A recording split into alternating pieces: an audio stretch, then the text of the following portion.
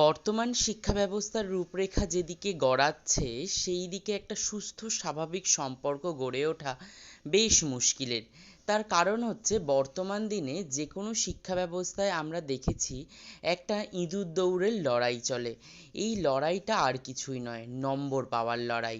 জানি না এত নম্বর দিয়ে কে ভাতে দিয়ে খাবে, সেই নাম্বারটা জানি না জীবনে কোন কাজে লাগবে। হ্যাঁ, একাডেমিক জায়গায় লাগে বটে, কিন্তু জীবনে যদি কাজটা শেখা না যায় তাহলে কিন্তু জীবনে এগিয়ে যাওয়াটা বেশ মুশকিলের। আমার তো তাই মনে হয়। তার কারণ হচ্ছে, ধরুন আপনি প্রত্যেকটাতে জিনিসে টপার। আপনি একটা স্পিচ দিচ্ছেন তাতে টপার, আপনি একটি কবিতা বলছেন তাতে টপার, আপনি একটি সুন্দর গান গাইছেন তাতে টপার, আপনি সুন্দর একটি নৃত্য পরিবেশন করছেন তাতেও আপনি টপার। কিন্তু দেখা গেল পড়াশোনাতে আপনি এত বিরাট কিছু করেছেন, সব জায়গায় টপার হওয়ার পরেও কর্মক্ষেত্রে গিয়ে সেইটাকে কেন্দ্র করে যখন কোনো কাজ করতে হচ্ছে, সেখানে গিয়ে কিন্তু আপনি আপনার সেই কর্মদক্ষতাকে আর দেখাতে পারছেন না।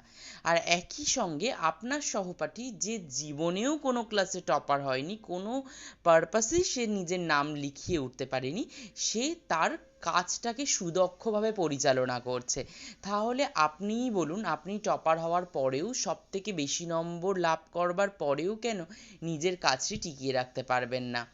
এইখানেই কিন্তু প্রশ্ন। তাহলে আমাদের পড়াশোনা থেকে শুরু করে কিছু শেখার জায়গা, সেখানে শেখার বিষয়টিকে আগে প্রায়োরিটি দেওয়া উচিত, নাকি নম্বর পাওয়ার লড়াইটাতে আগে প্রায়োরিটি দেওয়া উচিত, সেটা বিবেচনা করবার দায়িত্ব আপনাদের।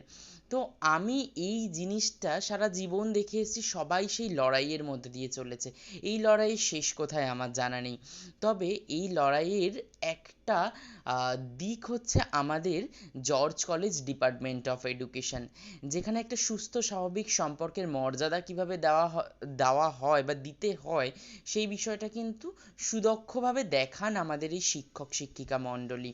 তার কারণ হচ্ছে, আমাদের কোনো অনুষ্ঠান বাদ যায় না, সব অনুষ্ঠান কিন্তু এখানে হয়।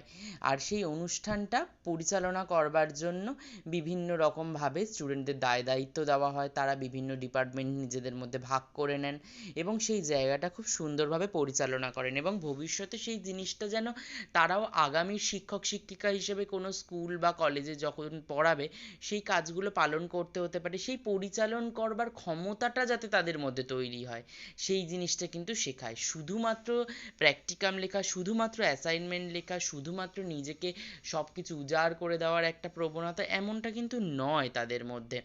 যে এইটুকু শিখলেই জীবন চলে যাবে, এই ভাবটা থেকে কিন্তু তাদের বেরিয়ে আসার দৃষ্টান্ত এই কলেজটা রেখেছে।